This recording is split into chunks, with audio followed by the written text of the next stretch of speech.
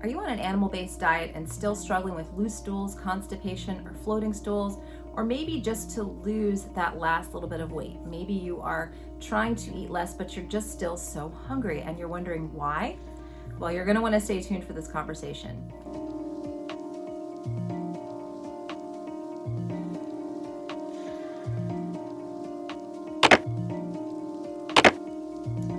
Welcome back, my friends. My name is Sarah. I'm known as Carnivore Yogi. Thank you so much for being here and clicking on today's video. This conversation is actually an Instagram live that I did with Steve from Healthy Gut. And I've had so many requests to please put this up onto a YouTube platform that I'm doing that here, this video. And in this conversation, we talked about everything from loose stools, constipation, and floating stools to PPIs, and how long you need to stay on digestive enzymes. We talk about people over 50 and why they may have a little bit more need for these enzymes, and if you need to come off of them, when you need to come off, how you need to come off. So we talked about all those things, as well as stubborn weight loss and just malabsorption issues. So these are things that I see people still struggling with on a carnivore diet, and unfortunately, it's not enough to just do the diet for some people. It wasn't for me. But I hope that you do enjoy this conversation. Everything we talk about, including the 2 prior interviews that Steve and I have done together, are going to be linked in the information section below this video.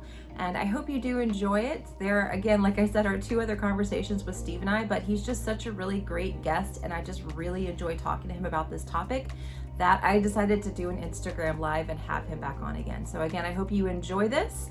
And leave me a comment below, leave me a like, and I'll talk with you guys again soon.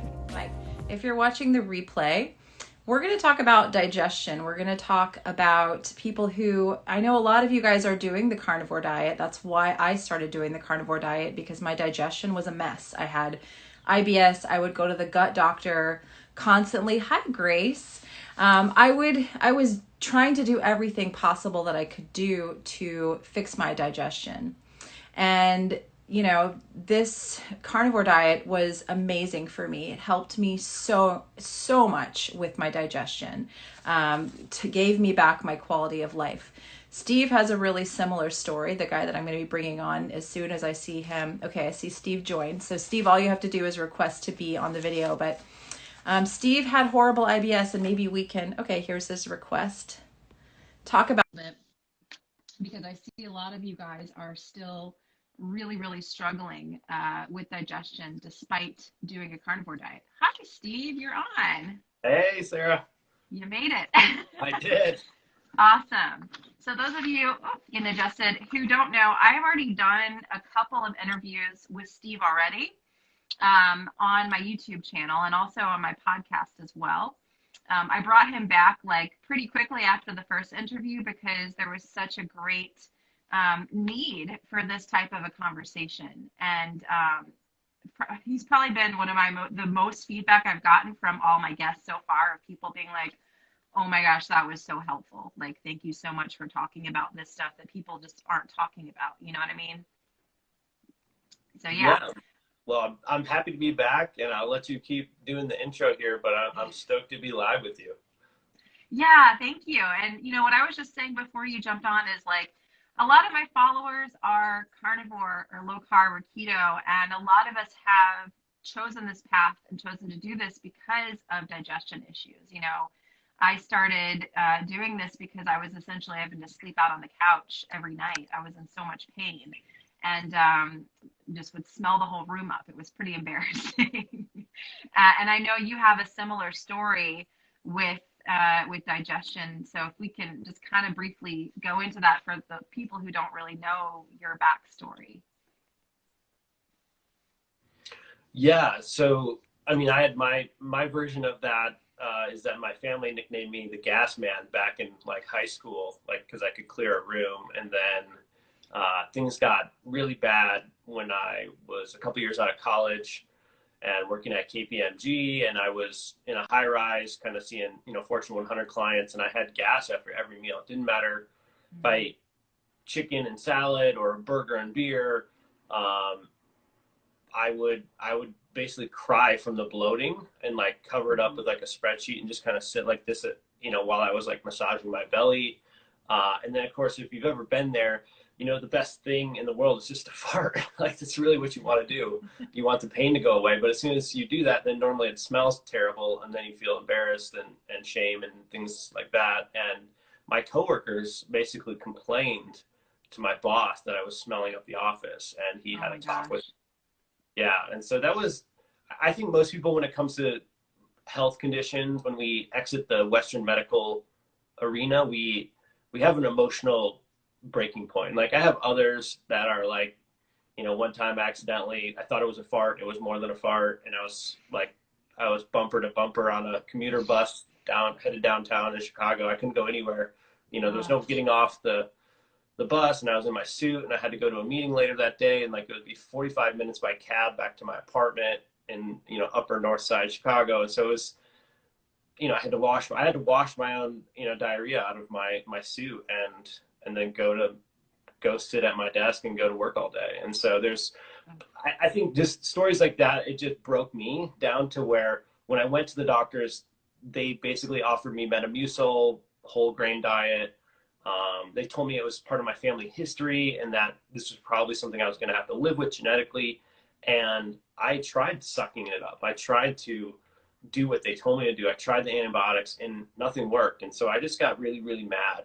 And that anger turned into action, which is really, you know, I think what happens for a lot of people. And my belief became, I'm not the only one. I looked at the statistics. There's like millions and millions and millions of people who are suffering from this, and someone had to have figured it out. And if I yeah. could just find somebody like me who suffered similar ideas and try whatever they tried, I'd have a better statistical chance of getting out of this hellhole that I was in than I would just continuing to go to the doctors. And so that's kind of how my journey got started back in 2009.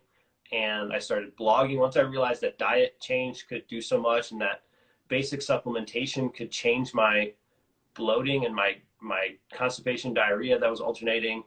I became an evangelical. I was like, people have to know about this. This is crazy. And back then in 2010, there was no blog, there was no digestive blogs. There was just Yahoo groups and Yeah. forums, you know, and so yeah, it's become basically, I guess, a lifelong passion of mine is to just keep trying to get healthier. Go to like the Kalish Institute for Functional Medicine, try all kinds of crazy stuff from, you know, Russia and Asia and shamans and Western medicine. And really just, I just want to find what works, because at the heart of it, I'm very practical, and I'm an engineer by my college training. And I would say that I don't really believe I'm more of like a health engineer these days, but that mindset that engineer takes, which is most benefit with least harm, is what I'm always searching for. Yeah, and I feel like so many people watching can relate to just the story of like, we just want to do what works. And, you know, for me, I started this profile, I started my whole presence online of like, wow, I'm doing this and this is working and it's helping. And I feel really like I need to be sharing this with people because it's not this horribly complicated thing, and it's helping so much, you know, and kind of coming across you, meeting you just this year has kind of taken things to the next level for me. And this is another part of me just wanting to share with people of like, you know, I did carnivore for over 2 years, 2.5 years. And I wish that I had found you at the beginning. I wish that I had these supports for my digestion in the very beginning when I was dealing with a lot of the loose stools and then the constipation and stuff that, you know, all the IBS stuff, the gas and the bloating, thank God that was gone. But there were still some lingering digestive issues that would kind of come and go over that period being carnivore.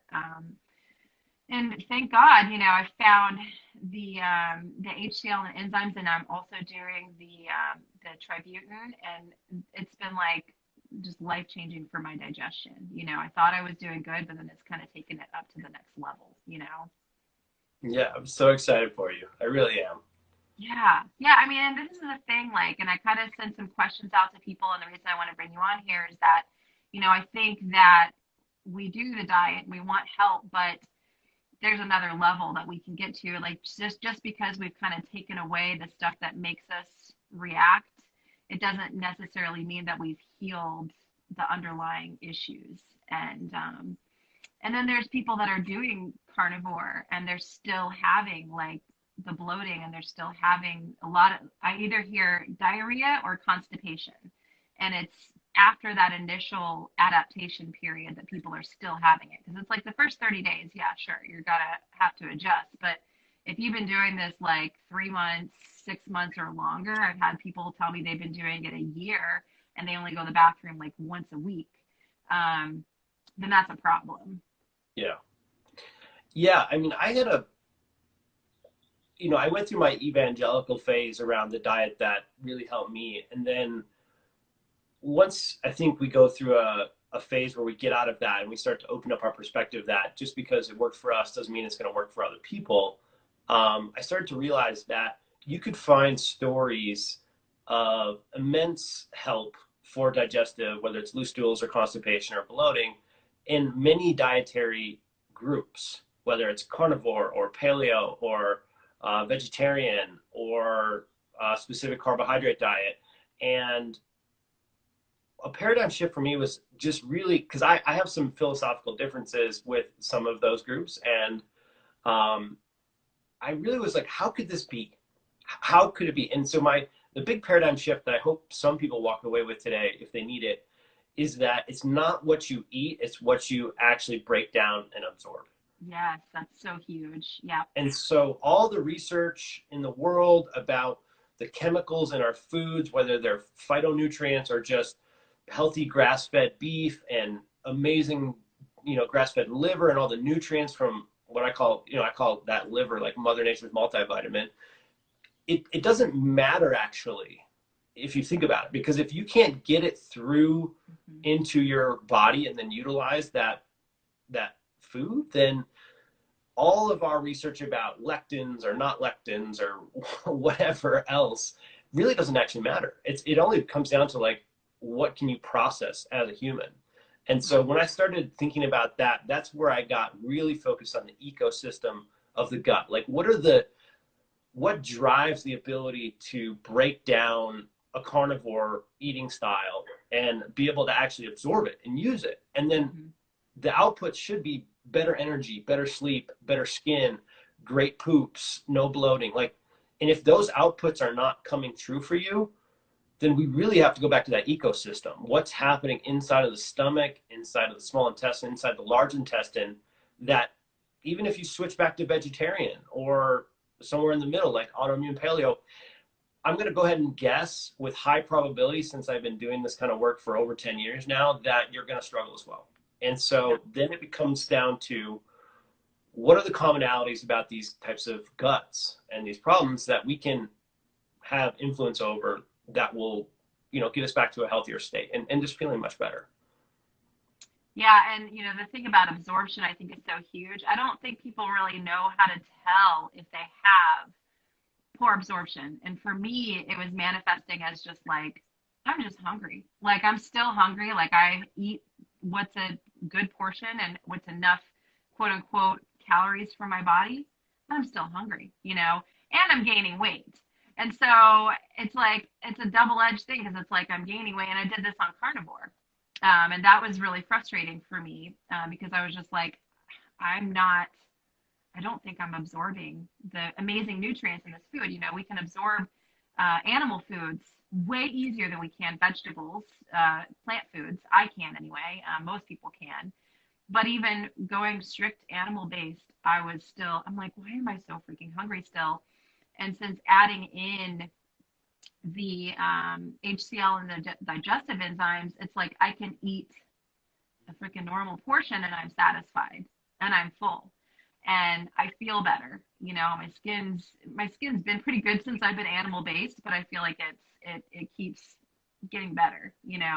People are like, oh, you sure you're almost 42 years old? I'm like, yeah, I am. But I feel like that it all goes back to the gut, Yeah, it really does. And I too am of the belief that animal foods are easier to, cooked animal foods are easier to break down and assimilate. And that's where I start anybody who's in like a massive flare. you know, who's just totally wrecked and is like contemplating biologics or going to the hospital or something like that, like you're not going to be able to eat salad in that state. Um, like, you know, you're not going to be able to eat raw anything. So, and it does come down to like these basic tenets of digestion, which is your stomach acid working properly? Like, are your, you know, are your proteins being unfolded in your stomach acid? Is pepsin basically taking them from these really gnarly complex structures into more orderly structures such that your other enzymes in your small intestine can further break them down into amino acids? And then are those enzymes present in your small intestine? You know, are your pancreatic enzymes working properly? Are your brush border enzymes working properly? Most times they're not. And you know, I don't think people need to overcomplicate this too much. I mean, you're probably familiar with like the various types of bodies, right? Like the ectomorph, the mesomorph, the endomorph. I think we could apply that to digestion and guts. Like people's guts kind of have, there's some people like myself, if I eat like a couple hundred calories more than what I need per day, like I'm just packing on the weight. Like my gut starts blowing up. But one of my best friends in the world has celiac disease and it's no longer active, but even still to this day, he can eat thousands. We're talking thousands, because he was actually the skinny type. I can't remember. That's an ectomorph, right? Or I think so, yeah. So okay. he wanted to gain weight because I can put on muscle really fast, but I can't lose it. And I would be like, well, you have to eat more. And he's like, I can't eat 4,000 calories. I was like, well, you're not going to gain weight, because I don't know what's happening, but when I eat 3,000 calories, I gain weight. When you eat 3,000 calories, you lose weight. So your gut cannot harvest the nutrients that are coming into you. So you're going to have to overfill yourself, because for whatever reason, you're only getting like 50% of what you're eating into your body. And so he did that. He ate like 5,000 to 6,000 calories a day, and he was able to pack on muscle finally from working out. And so that's just a really simple real world example of like, our guts are what they are, but we can support them through harvesting the nutrients with enzymes and HCl. Now, why didn't his work with enzymes and HCl? I mean, I can't explain that. I don't know that anybody can at this point, but I know that it finally worked for him once he hit that tipping point. And so I think my message to everybody is like, probiotics are great, prebiotics are great, food like the nuances of what's the best food, that's a really fun conversation. But when you're dealing with loose stools and farting in front of your family or your husband or your wife, and you're dealing with the embarrassing things of being a human, that stuff really isn't important. Like, what's important is to make that not happen. And the fastest way I've seen for that to work is by making sure what's supposed to happen in your gut is happening. And it's commonly just broken. And we could go into like thousands of reasons why, and I don't know that's all that important.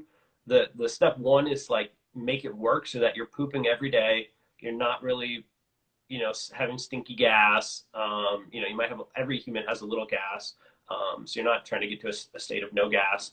But you're having your gut is outputting, like literally outputting into the toilet every day, the signs that you're healthy. And when that starts happening, your whole life's going to change. If you're trying to lose weight, you'll start losing weight. If you're trying to gain weight, you'll start gaining weight. If you're trying to get your joints to stop being inflamed, they'll start relaxing. If you're trying to recover from a skin breakout, a psoriasis breakout, like that's when the magical stuff you read online and you're hoping that you can be like them, that's when that stuff happens. Yeah, and I think that's just what I want for people, and you know, that you and I have both experienced that, and that's what we want. And just as a little side note, guys, the HCl and the enzymes that Steve has developed, those are both linked in my bio if you're interested in kind of what we're talking about. But if you're curious about kind of what I've been using over the last, since like February, I think, those are linked in my bio. And I've had so many clients, I've had so many people that have started using these products, and I've gotten tons of messages. It's been like overwhelming, the amount of people that have contacted me and been like, oh my gosh, like I'm finally going to the bathroom more than once a week now, you know, and we don't talk about this. Like, why would, let's just break this down. Why would somebody need to be concerned if they were only pooping once a week? Let's talk about that a little bit. Yeah, I mean, well, one of the big things is something called hepatic recirculation, and basically what that means is that uh, there's a feedback loop or a process in your large intestine where your body is trying to suck out as much nutrients as it can, and if the waste and the toxins, which includes like spent estrogens, it includes actual toxins like what you might have gotten from the environment or what you might be detoxing, like heavy metals or pesticides or something. But it also includes byproducts of your food that are best put in the toilet at this point because they're kind of toxic for your body. And if they stay around, your body just keeps doing what it's supposed to be doing, which is sucking stuff out of your waste. And so it's going to suck those toxins back into the system, basically usually back into the kidney system, but it'll end up overwhelming a lot of times. And so you end up where you are basically like you're making your hormone issues, if you have them, worse. You're making your toxicity issues if you have them, worse. So those things happen. You know, I think the other big thing is that you're gonna feel way worse than what you could. Like you mentioned that you didn't know that you couldn't feel better, and it's because humans have an amazing capacity to align to our current situation. Like even like there's studies around money, there's studies around your mate, your sexual partners, all these things. Like we orient towards what we have in like a week. Like if you're given like $100,000 in like a week, you're normalized to it. And so a lot of people get normalized to constipation. They don't know how full, how like icky they feel. And so, you know, that's going to change. Also constipation like that is linked to all different increases of, you know, like nasty stuff that we don't like to bring up, but like things like toxic megacolon, where your colon actually like backs up and then begins to perforate and break. These become like serious medical issues. Constipation is also linked to higher increases of risk of cancer, things like that. So, you know, in general, it's just like, be like never changing the oil in your car. Your car will still run way past the 5,000 mile mark, but at some point it's going to break because you're not circulating the fluids. And I can't tell you what the constipation is going to actually do for the individual. It's going to be based on their genetics, their epigenetics, their life experience, but you're redlining and you're going to break something at some point.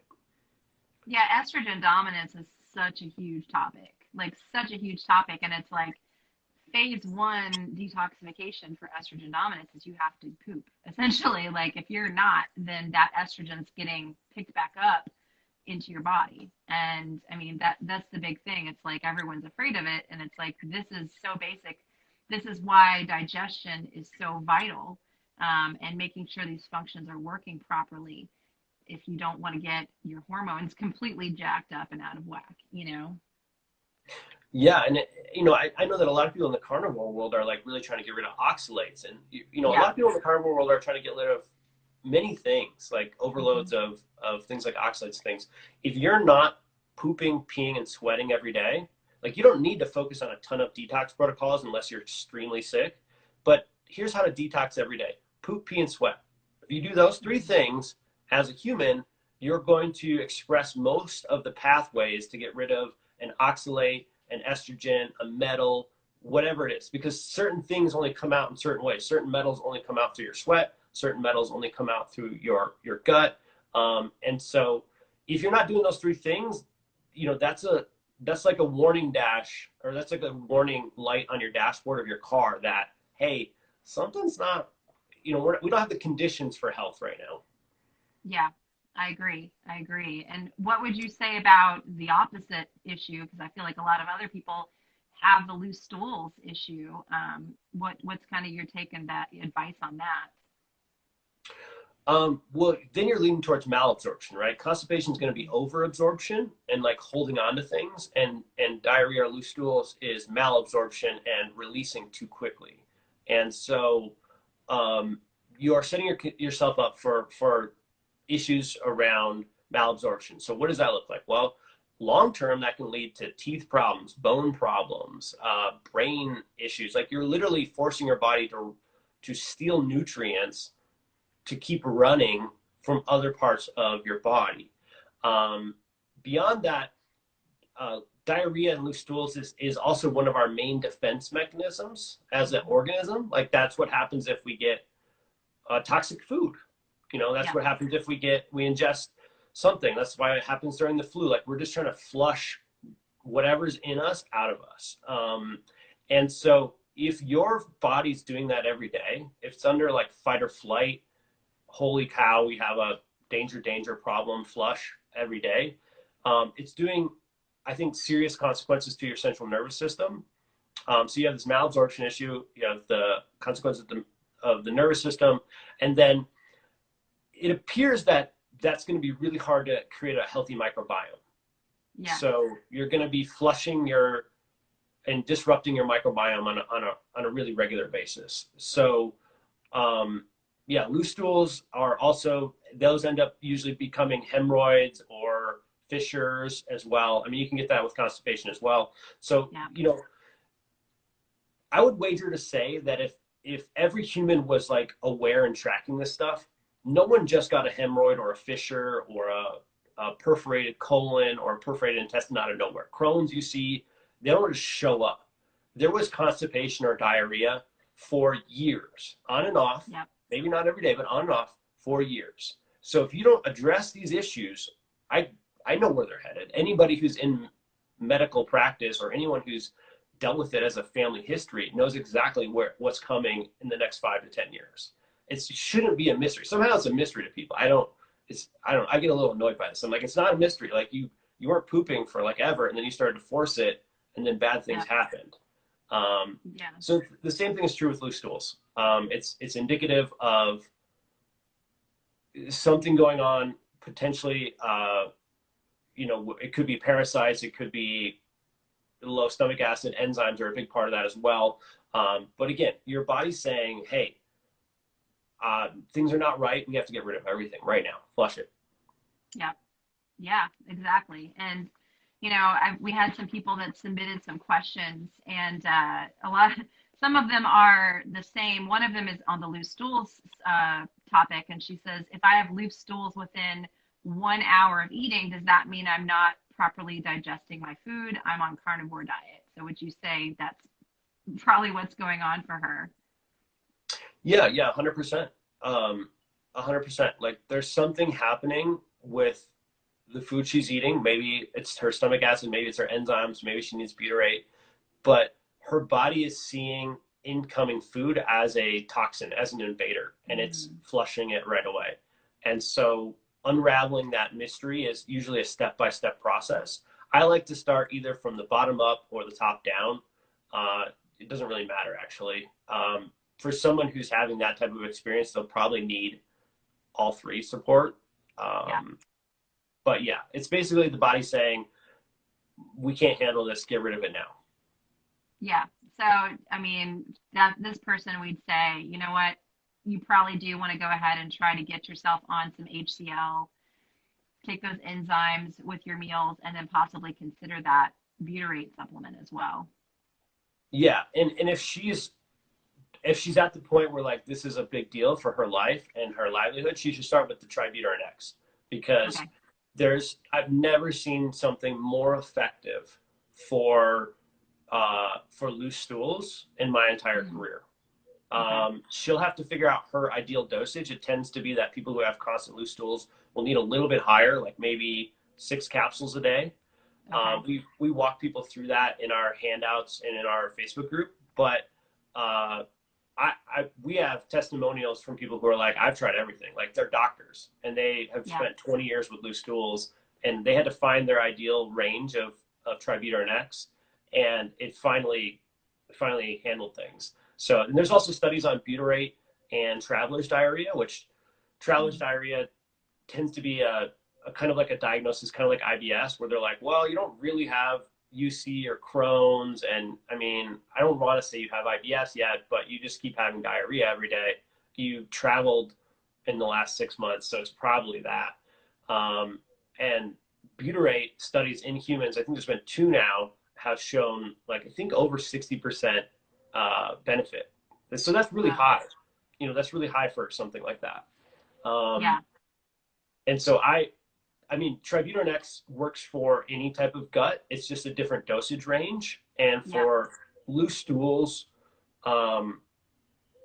it's like it's my go-to now. And then I usually go Enzymes next, and then HCl guard.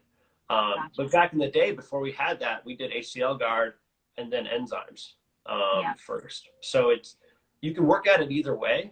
But I do want to get the message out there that for loose stools, I've seen nothing compared with this. Interesting. Okay. Especially after you've done the dietary stuff, right? Like the first step would be you gotta get the diet down first. The first step would have been remove gluten, remove all. But I know this person that asked the question. She's carnivore. She's been carnivore for a year, I believe. Karen, who asked this, because I know Karen, and I'm pretty sure she's been carnivore for at least a year, and she's still having a loose stool within an hour of her meal. And so that to me is really, really concerning for sure. Yeah. And somebody wants to know the name of your Facebook group. And you guys, if you want to get in the Facebook group, you have to get one of the products. And if you buy one of the products, you get in the Facebook group. I love the Facebook group because you guys have got the files, and then you have a health coach in there, and you're in there too. When people have, like issues and figuring out dosage, they can just post questions in the group. That's what I tell my clients. I'm like, if you get the products, like I feel like, because they want me to tell them how much to take, I'm like, I don't really feel like I can tell you exactly how much you need of that. You kind of have to figure it out, but that group is like gold because you guys answer the questions. And the other cool thing about the products, so if you want to get in the Facebook group, the products are linked in my bio, the HCl and Enzymes, and I'll put the Tributyrin X on my bio after we finish this. But it's just been, it's super helpful that they can go in there and they can ask questions. And the other cool thing that I've actually seen is people, they're like, I tried this and I had this happen. And they're like, oh, well then send it back and you guys will give people their money back. And that's really kind of unheard of with any type of a supplement. It's like, you just spent the money on that, sorry, peace. You know, you guys are actually like, well, this is maybe one you don't actually need. So you can send it back and get your money back for that. Yeah. Yeah. I've consumed lots and lots and lots of supplements in my lifetime. For over 20 years, I've been a supplement user. And to try to pivot our company over the last 2 years to this, I wanted to make sure that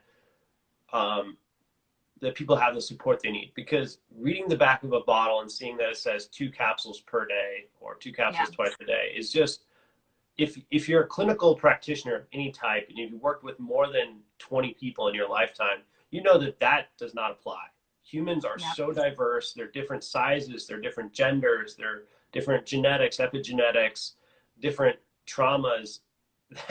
That's not the case. Like, everybody has individual requirements based on how healthy or unhealthy their various body parts are. And so I really wanted to build a company that had the highest quality products for any product we make, that had like an actual innovation on that product that we make, but then also gave the actual support on dosing, so that we could figure out like, it is that you don't need this. Like, we tried lowering the dose, we tried increasing the dose. It's not for you. We'll give you your money back. And we suggest, you try this competitor's product, or we suggest you don't use this class of products. Instead, you use something else.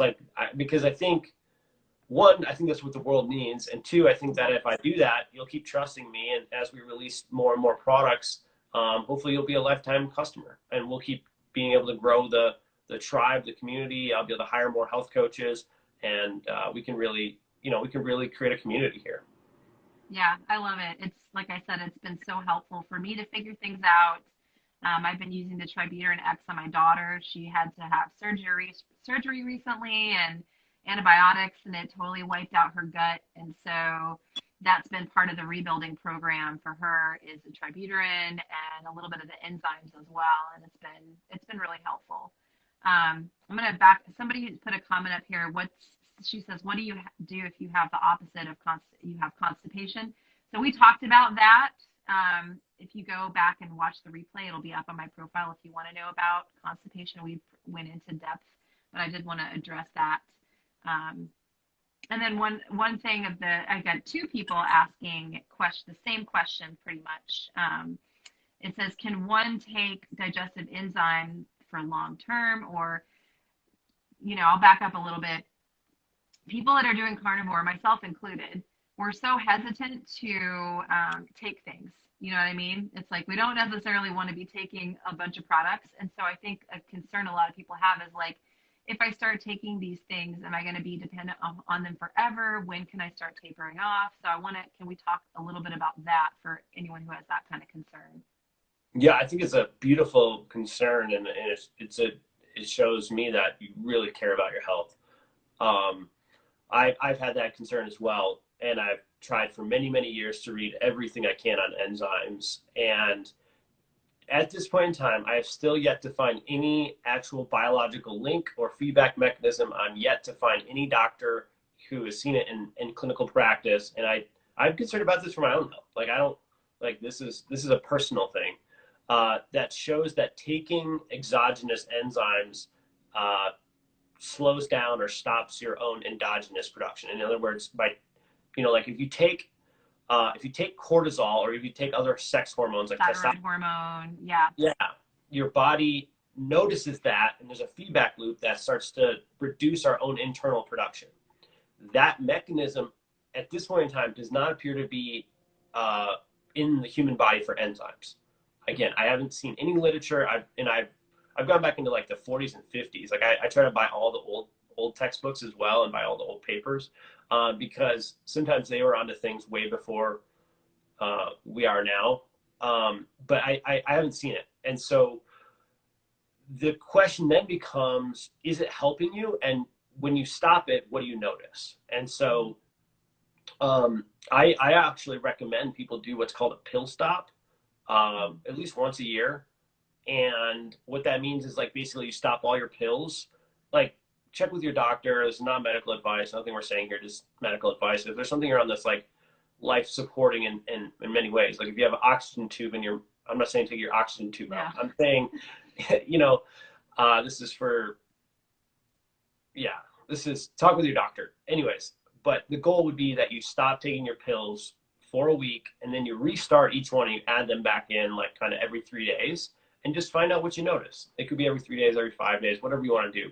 So I'm a big fan of like using enzymes for 6 to 9 months and then stopping and seeing what happens. You should notice within 7 days probably a change in how you feel after meals, what you see in the toilet, what you experience as far as bloating and gas. And so you'll know pretty quickly, both on HCl guard and Holozymes. So yeah. And actually the cool thing about HCl, were we just talking about enzymes? Both, yeah. Okay. The cool thing about HCl guard and HCl products is that this was written about in Dr. Jonathan Wright's book, Why Stomach Acid is Good for You, back, like, I think that book's almost 20 years old now. He mentioned in that book that some people are able to retrain their bodies how much acid to make if they don't have any sort of like root causes. So like if you don't have an H. pylori infection, or if you just had like malabsorption and stress and maybe some other things, like you're going too fast when you eat, you're able to basically retrain your body how to make acid. And then you'll basically at someday, like let's say you take 6 pills per meal, someday you'll be like, wow, I don't really know that I'm feeling that good. And you might try 5 and you're like, wow, I feel better.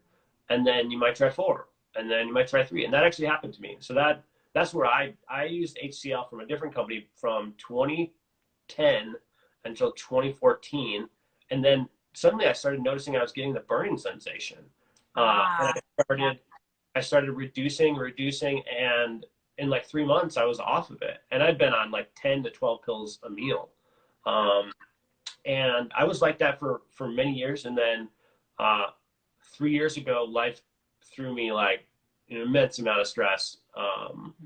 you know, we don't need to go into it, but like more stress than I've ever seen in my entire life. And it, you know, what do you know? My stomach acid suffered, my enzymes suffered, and I wouldn't probably have built these products had I not had all this basically stress and trauma that re-entered my life and messed me up again. And I had to build myself back out. So I was like, well, what's the best product? And I'd call my friends who are doctors, functional medicine people that I would consult with, and they're like, well, I tried this, I tried it, and it was like, eh.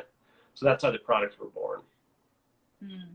Yeah. And I love that you mentioned the stress and the trauma piece, because this gets overlooked so much. And we just, you know, I think you and I talked about this on an interview we did on my YouTube and podcast, but it's like this, we don't think about what stress does to our gut. You know, number one, it'll poke holes in the lining. So that's probably where the tributary will be really useful. But you lose stomach acid and you lose enzymatic function, because I got to a point with Carnivore where I was just tired after my meals, and I had to cut my protein like super low, to the point where I was like, I don't think I'm getting enough protein, you know. But if I ate too much protein, I would feel super exhausted after my meals. I would almost like need to take a nap. And but it was like, hello, it's 2020 going on. I lost my whole life of what I was used to, and things changed. And I think a lot of people have been in these like really stressful situations, and they just haven't acknowledged kind of what that's done to their body, you know? Yeah, it's hard, especially when you can't do anything about it. You know, like for me, I had a business collapsing. I lost several friends. I literally had, you know, my soon-to-be wife was diagnosed with breast cancer. Her mom was diagnosed with stage 4 breast cancer. You know, a lot of my grandparents died. COVID just took away another grandparent, almost took my dad's life. So like the amount of things that have happened to me in the last 3 years, we're like, there's nothing I could do about that, right? I can't run away from that. I can't just meditate that away. I have to deal with, you know, I have to deal with the loss of income and the new stress of buying a house based on previous income and all kinds of things like that. So when I say stress, I really don't want to make anybody wrong, and I want to make sure that you know that I realize that, like, for instance, you and your daughter, like, there's certain things that's part of our life journey, and if your life doesn't contain those things, like, I'm so happy for you, and I hope that you continue to meditate and pray or do whatever you do to stay not stressed. But those of us who have a lot of responsibilities and have a lot of things going on, you might need some extra help, basically, just to keep doing those things. And so I think that's where things like these supplements come into hand. That's where things like getting massages, going for walks come into play, just taking care of yourself. Yeah, I mean, and it's hard because I'm on like 0 medications. I've been through so much to try to get my body off medications, and I was heavily addicted to like sleeping pills and SSRIs, and I even had a stint with benzos for a while, which that was the worst withdrawal I've ever been through in my entire life. It was absolutely horrific. I know Jordan Peterson's talked a lot about his journey with the benzos, and it's like, yeah, this is very legitimate. And so somebody like me, I'm like, I don't want to take stuff, but you know, the difference that I feel just in being able to eat more protein and then not having to like eat so much food in order to feel satisfied. It just makes such a world of difference. Yeah, and if I can, I just want to return back to that point of like, will I have to take this forever? Yes. The answer is I don't know, and you don't know either. You could. Right. What I've seen is that if you have a serious chronic health issue, it's probably going to take you 2 years to dig your way back to baseline where you can drop most everything that you're doing. Maybe 1 year if you're not that sick. If this is like, if you were like really, really healthy, like you're an athlete and then you went to Mexico or someone got sick with COVID and now your life is falling apart, maybe 1 year. But most everybody needs 2 to 3 years if this has been going on for a while. And so I would plan on using these products and others like it for that time period, and know that that's the light at the end of the tunnel, right? Like there's that human saying that like we expect to or what we think we can get done in 1 year is like too much. And then what we can get done in 3 years is actually, we underestimate that.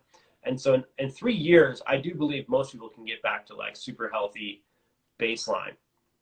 But then comes the question, what are you taking on in your life? Are you a mom to 3 kids? Are you trying to run a business? Are you trying to change the world in some way?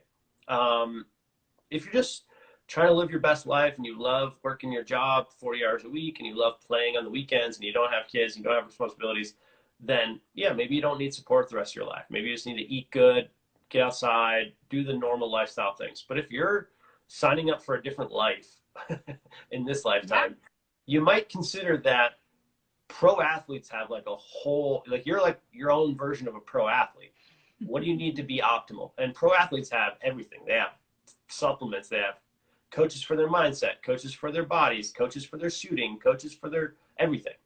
And so one idea would be to adopt that idea that you're actually like a pretty awesome super mom, and you require some things to show up every day and be super mom and not break down. Yeah. The other thing to think about is 50, the age of 50. So you can call it menopause, you can call it menopause. Either way, our hormone production is really going to go off the cliff a little before 50 or right at 50 or a little after for men and women. But definitely usually impacts women harder. And people do not, what I'm learning is people really don't get that menopause means your ovaries are like, peace. Organ failure. Yeah. I'm done. Yeah. That's it. That's what I gave you what I got for this lifetime. We're thinking in our heads, how can I live to 80, 90, 120 if I'm Dave Asprey? How do I get there? You know, if I'm this biohacker, how do I live my best life? And your sex hormones, the things that make us feel excited and sexy and desire things, are like basically out at 50. They're done. Yeah. So there's things you can do for that, and you don't have to accept that as your reality. But that does mean that you'll be supplementing with sex hormones the rest of your life. Unfortunately, most of our body systems appear to be built that way as well. We know that we only get so many stem cells to repair our DNA. We're born with a stem cell reserve. You can look that up. We're also born with an enzyme reserve. And so, I know that. Yeah. So one theory, it's not proven, and I don't even know how we're going to prove it, but maybe hopefully we will one day, or disprove it. That's cool too. Is that you're built with sort of like a digestive enzyme reserve. And if you rip through that using a lot of them in your early years, like I did, because I had all kinds of way too many antibiotics and a really bad diet, and I had a lot of stress and some trauma and then a lot of processed food and blah, blah, blah. I might have ripped through my enzyme like allotment. Like if I got 100 units of enzymes for my lifetime, I might have burned up extra fast. And so I might be entering like my version of enzyme menopause early. And if I want to keep living an awesome life, having great poops and feeling really good, I'm probably going to be on enzymes maybe the rest of my life. And I didn't want to admit that many years ago. And if you had told me that on a Facebook Live or Instagram Live years ago, I would have spent days trying to figure out how I could make you wrong and how I could figure out how that not to happen. And I'll just say from my perspective, where I'm at now is that I'm hoping that something else comes to light. But at this moment in time, for me, enzymes are like a anti-aging pill. Yeah. I know that they're going to run out, and they're so essential to getting the nutrients out of my food that if you took away the HCl guard, if you took away the tributyrin X, I would keep my holozymes for the rest of my life, because I also know I can take them without food and help my blood circulation, help clear out toxins, and help do a lot of other cool things that are important for anti-aging. So nobody, especially in their 20s, wants to hear this. Most people in their 30s don't want to talk about it yet, but there is a biological clock, and it's for real. Yeah. And so if you're already at that time period or you're past it, I think being on something like Enzymes or HCL or something like that for the rest of your life is super okay compared to being on like a PPI or some sort of steroid or a biologic drug or wherever it goes, you know, benzos, things like that, SSRIs. Yeah. So again, most reward with the least risk and living our best lives. That's kind of how I think. And yeah, I hope I didn't ruin anybody's day there, but I think it's really important to get that message out there. I mean, I love what you're saying because, and this is one thing I've tried to talk about a lot in my videos and just on my profile is like, we want to come to carnivore, we want to come to a diet and for it to fix everything and it to be this miraculous thing. And we have to look at like, what was life like before we started the diet, right?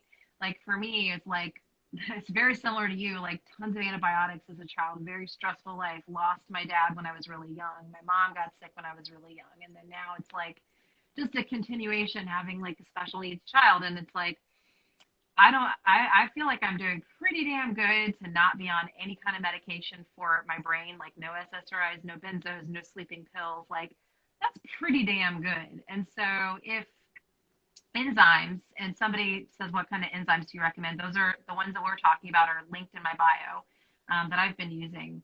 So if that's all I need is good quality food, some enzymes, and I'm not on drugs, like I'm happy, you know.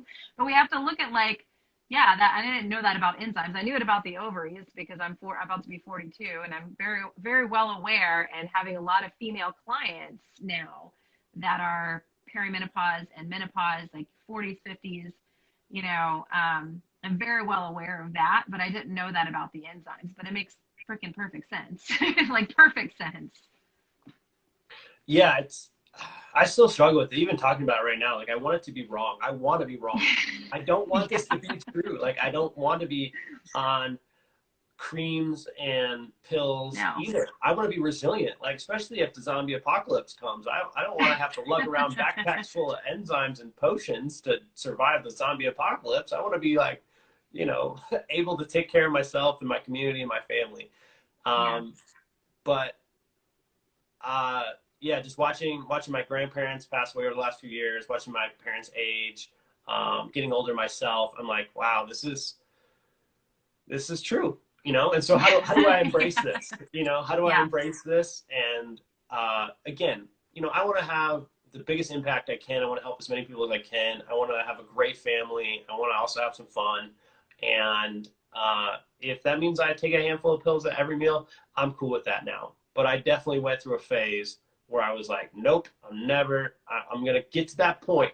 One day I'm going to be able to write a blog post about how, you know, I fixed it all. And you know, I fixed a lot of things. I fixed my eyesight. I fixed my GI system, energy, brain, a lot of things. But like, you can't fix aging that I'm aware of at this moment. So. No, it's part of life. Death and taxes, right? Yeah. I feel like I haven't gotten to some of these questions because like this is what happens when I talk to Steve, you guys. I feel like I could talk to Steve for like 3 hours and then I still wouldn't get to this like questions that I had originally sent him. But someone wanted to know about what to do for floating stools. Since we've covered constipation, we've covered diarrhea. What about floating stools? Like, why should someone care if they have those? And like, how would they fix that? I know this is from Grace that she asked the question. Yeah. So, at some point I'm going to make like a poop quiz so people can kind of. We need a poop like seminar. Yeah. So that they can like make sense of everything. So floating stools are typically malabsorption. Oftentimes they might be accompanied with some extra gas. So they could be floating because there's gas pockets in the stool. But oftentimes you don't get that without some sort of malabsorption, which is oftentimes fat. It doesn't have to be, but oftentimes it is fat malabsorption. So that's what I would look into. And if this woman or man is on carnivore, then she is. Yeah. So, and this was the one actually that bought the Holozymes, right? Yeah, she's only been taking the Holozyme for a week though. So I'm like, okay. Probably want to give it a little bit more time, but yeah. Yes, and she should up her dose. So this is the other thing that people again, every body's different. And so some people love 2 pills with whole enzymes with every meal, and that's all they need. Some people need 4, some people need 6. And if you have like a really intense condition, you might need 6 or 8 per meal. And trust me, that sounds like a lot if you're a regular person, but for the people in the pain that I'm talking about, they're willing to trade their left arm to be able to just eat food. And so, so it's on a scale, it's on a gradient. And so if you're not getting the results like floating stool, then the first thing I would do is test increasing the dose for a week and see what happens. Now, myself or my health coach, Kim, and hopefully some other people will be in the Facebook group. And this is a prime example of someone I want to have a conversation with or an exchange with, either through Support at Healthy Gut, Facebook group, or having a call with our health coach, Kim, because she's got the product. She's got a great diet. She's still having the experience. So we just need to, we need to troubleshoot that a little bit more. But yeah, in general, floating stools or oily toilet. That's the other thing is like if you see like a sheen, or like if you step away and you kind of look to the side, and you look at the toilet, you can see like a sheen on it or like a little oil. That's definite fat malabsorption. And so in that case, up your enzymes for sure. You got something going on there. And HCL Guard can be supportive in that process because it'll help activate your lipase coming out of your pancreas. I think in our last shows, people should go back and watch those because we talked about like what makes your enzymes work and how does your enzymes work with your gut, with your stomach acid, and how if either one of them is off, then the other one can only compensate so much until it breaks as well. And so you kind of often need both. So I would go 4 or 6 per meal for a little while. A lot of people sometimes will do a loading phase of like 2 weeks of higher dose and then go back to 2 per meal. That's what I needed to do. Yeah, that's what I did. That's honestly what I did. And it was so effective. Now I'm only doing like 2 or 3 per meal and I'm fine with it. I'm still getting all the great benefits from it and it's helping, but I started off a little bit higher. So yeah, and that could also be the same thing for someone else has diarrhea. That could also help as well, you think?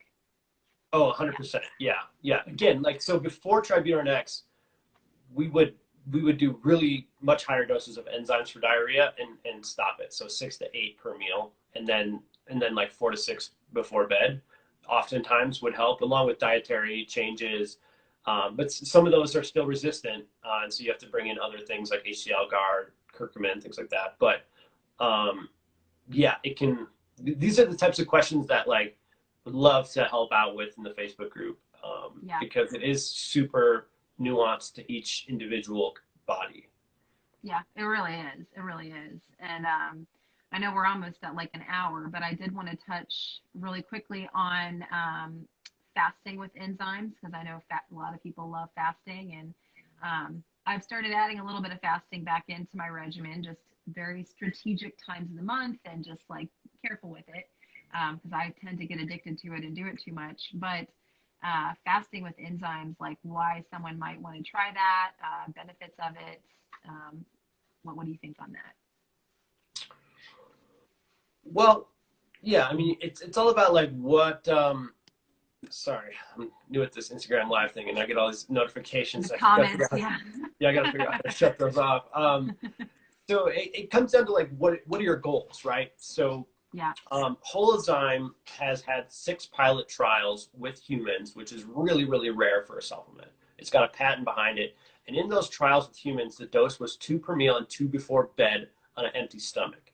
And the reason why is that enzymes taken with food, any enzyme taken with food is basically a digestive enzyme. Any enzyme taken without food is essentially a systemic enzyme. Now there's specialty digestive enzymes, there's specialty systemic enzymes, but Holozyme taken without food will end up becoming a systemic enzyme. And we know that because in the studies, we showed a lowering of blood glucose after meals. We showed a lowering of uric acid levels overall. And these are in type 2 diabetics and in gout. And so it's acting on a systemic level. The research on systemic enzymes is that it helps improve blood circulation. It helps clean up protein toxins. These could be bound up with your immune system, something called circulating immune complexes or CICs. These are really prevalent in certain conditions like rheumatoid arthritis. So taking enzymes systemically or while fasting, however you want to call that, it's going to do a few things. One, you're going to be using those mostly systemically. So inflammation reductions, you can use them to recover from workouts faster. They're also going to work a little bit on your biofilms. So if someone is, if someone knows that they have mold in their body, like they've tested their environment, they've tested their body, they might want to go a lot slower with taking them on an empty stomach, as molds and certain toxins can be bound up in these biofilms in our gut. And while whole enzymes is not a biofilm, like I would never say like, oh, use this to totally eat up all your biofilms. It's much more of a mild action. It is going to have some activity there. And so it could help release some toxins out of your gut that are sort of bound up. So yeah, I personally take them before bed every night. I do too. And I notice a massive difference in my overall inflammation and just general well-being if I stop for like a week. Yeah, so I don't know if that explains it. Maybe someday we'll have to do a whole systemic podcast and I can like prepare a bunch of research and kind of go through it. Yeah, that'd be awesome. Because so many people are, you know, they talk about autophagy, which is like, that's kind of a hard thing to quantify in my opinion. Of like, are you getting autophagy? You know, is this really happening? But for me, it's like when I take the enzymes before bed, it's like in the morning, I feel like I can just kind of get up and go. Like I don't have aches and pains. It's really amazing, like how much that it really does help to do it before bed and in a fasted state for sure. Yeah, I have some like old, I keep trying to think like I'm very athletic, but I'm a little clumsy. So I'm just too clumsy enough and too athletic enough to always hurt myself. And so I've had a number of injuries, whether it's shoulder labrum repair, two separated shoulders, and just a number of broken fingers and messed up broken feet and toes. And if I go too long without taking the enzymes before bed, I start to get stiffness and just achiness in some of these old injury sites. And what I notice is that I can take them, 2 to 4 before bed, and like I don't have to deal with that stuff anymore. Like I don't have like, oh, like that thingy, it's generally the new thing that I just hit. It's not the old one. Yeah, same. Yeah, I'm always kind of banging myself up working out or just like parenting. That can be a dangerous job sometimes, and it definitely helps a lot to have that support. So cool. Well, I did see one more question about PPIs. If we could maybe hit that one. I don't know if I can scroll back and find it. I don't know if she's even still on here. She says, I'm trying to cut back on my PPI medication. It seems like not eating after 7 has helped. No H. pylori present, just reflux. Any suggestions on supplements that heal gut issues from PPI? Be interesting to hear your take on that. Well, again, I would assume she's carnivore since she's following you. But if you're not low carbohydrate or no carbohydrate, you should definitely do that, because Duke University's done several studies on a low carbohydrate diet for heartburn, and it's shown pretty solid improvements. If the dietary thing is out of the way, next up would be probably enzymes and DGL. So you would never want to take any sort of BT and HCl supplement with a PPI. Like, one is suppressing acid, the other is trying to raise acid. So that's a no-go for her. But enzymes can help her. Like, she would be possibly somebody who would have a higher enzyme. She might want to try higher enzymes, like 4 to 6, in an effort to basically work with her doctor to do a PPI reduction schedule. So PPIs are like SSRIs. They have a halving or less than a halving sometimes schedule, depending on what dose you're on and how long you've been on them. But as you taper, the taper schedule that you're given by your doctor, you might use a higher dose of enzymes during that time period in order to keep the heartburn down and keep the nutrients up. On top of that, DGL is used, it's deglycerinated licorice fruit. So the part of licorice root that sort of raises blood pressure is used for cortisol help, and cortisol controls is glycerin, and that's taken out. And so therefore you can use it in much higher dosages. And in Asia, they rely on this a lot for all types of heartburn and ulcers and things like that. It's really good at healing the stomach lining. So some combination of like DGL, maybe like somewhere around like 3,000 milligrams a day, can be really soothing. Glutamine potentially, 10 to 30 grams a day can also be very soothing for these types of people.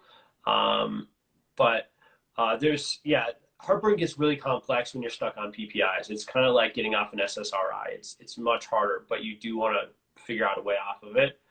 If you don't have a good integrative doctor or functional medicine doctor, you might want to seek that person out for this time period.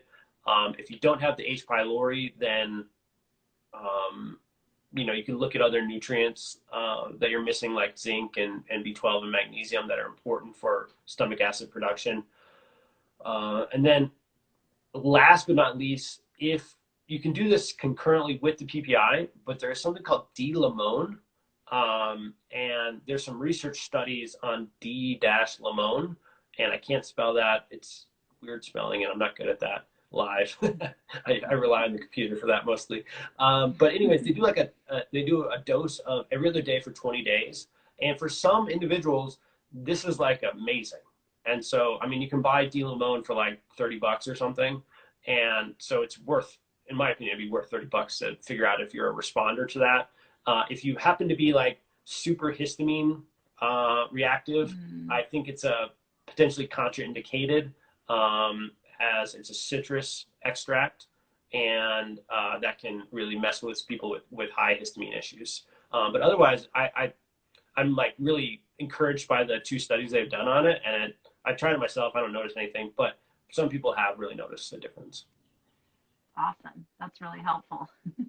Yeah. Yeah. And I feel like PPIs are so overprescribed, and I think you told one of the very first conversations that we had, it's like, isn't it like 80% of people have low stomach acid? Well, yeah. So there's been no definitive study on it, but Dr. Jonathan Wright and Dr. Steven Sandberg Lewis are 2 like friends and mentors of mine, and they both have published. They've said publicly they have the ability. You need a certain machine to test for stomach acid in your clinic. There's not like a universal test for it. There's like a pill capsule test. There's a Heidelberg test. There's a few ways to do it. Either way, it's like a specialty lab that the lab companies kind of have a monopoly on. These 2 guys have it in their office, and for a while they tested all their IBS people just to figure it out. And what they reported was somewhere between 70 to 80% of anyone who said, I have heartburn, I have IBS, I have whatever, would come back as low. Meaning that not everybody has low stomach acid who has these conditions, but more than 50% most likely do, based on at least 2 guys testing hundreds of people. And so I think that's pretty safe to say that it's worth like a test, a $50 test or whatever, just to figure it out. And yes, PPIs, if you look at them, they're getting more black box warnings not by the decade, but like every year. So we now know that they're heavily linked to SIBO. They're linked to bone fractures and osteoporosis. They're linked to all kinds of things. If you think about it, you're essentially shutting off your body's ability to extract and break down protein and B12. So, and some other minerals. And so it would make sense if you used a PPI longer. They were only studied for 8 to 12 weeks. So, wow. Yeah. So initially they only studied for 8 to 12 weeks. Now there's some other longer term studies by the drug companies that show that they're like less harmful, but there's plenty of other studies that show that they're, just search PubMed or Google for 30 minutes and you'll be very scared. Wow.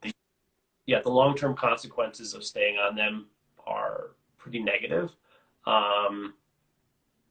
And it's like anything. Like when you were on your benzos, you probably knew, I need to get off these. Oh yeah, I never wanted to be on them, but it was like coming off them, like I said, was the worst thing I've ever had to go through before, physically coming off of a drug. It was horrible.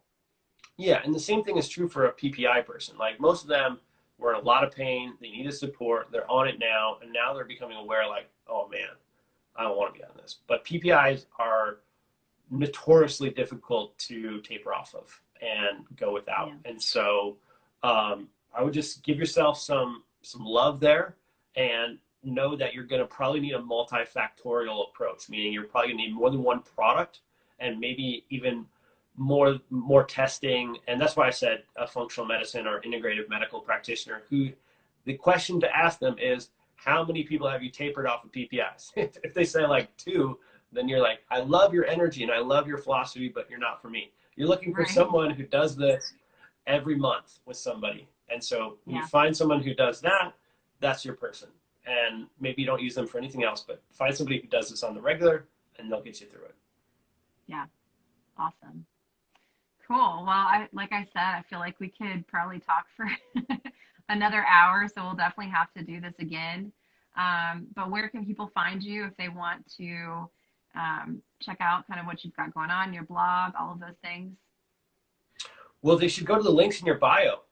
Yes. They should go to your links in your bio because they help Sarah, fund her life and her business and her family.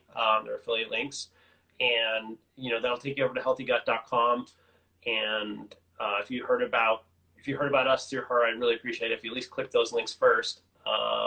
And there's specials on those links too. So you're better off buying through Sarah's links, which will actually take you to a different page than the healthygut.com page. But the healthygut.com includes a bunch of blog articles. You can read more about me. You can read more about what we're up to. We're in the process of updating the whole thing right now. So I do apologize. It does seem like 3 or 5 years old. That's because it is, but in about a few months, it'll be pretty world-class again. And we're coming out with some pretty bomb new content about butyrate very soon. So awesome. I can't wait. We'll have to do another interview about that. Because like I said, I've been loving the tributyrin. I didn't start with that one. I kind of laid that one to the side, but now I've added that one in and I'm like, oh yeah, this is definitely making a big difference for sure. Cool. All right, guys. Well, thank you for watching, and leave us a comment if you're watching the replay if you have any questions, and make sure you check out the links in my bio. Yeah. Thanks, everyone. Thank you. Thanks, Sarah. Bye. Bye. Because I talked to so